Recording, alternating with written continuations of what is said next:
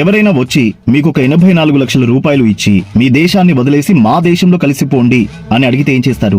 పిచ్చి ప్రశ్న అనుకుంటున్నారా? కానీ అమెరికా ప్రెసిడెంట్ డొనాల్డ్ ట్రంప్ సరిగ్గా ఇదే ప్లాన్ చేస్తున్నారు. గ్రీన్లాండ్ ను కొనేయడానికి అమెరికా వేస్తున్న $1 బిలియన్ స్కెచ్ ఇది.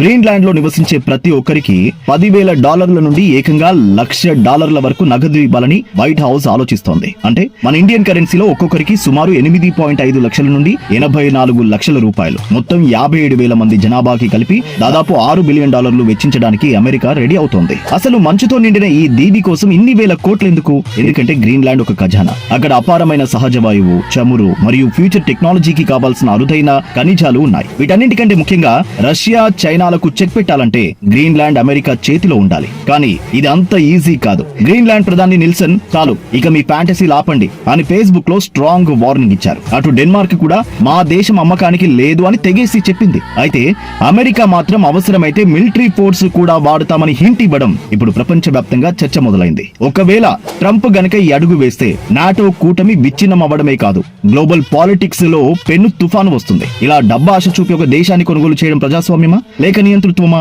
మీ అభిప్రాయాన్ని కామెంట్ చేయండి. ఇలాంటి మరిన్ని ఇంట్రెస్టింగ్ అప్డేట్స్ కోసం ఫాలో చేయడం మాత్రం మర్చిపోకండి. ఏ విషయాన్నైనా అందరికంటే ముందే తెలుసుకోవాలంటే డౌన్లోడ్ వే2న్యూస్ యాప్.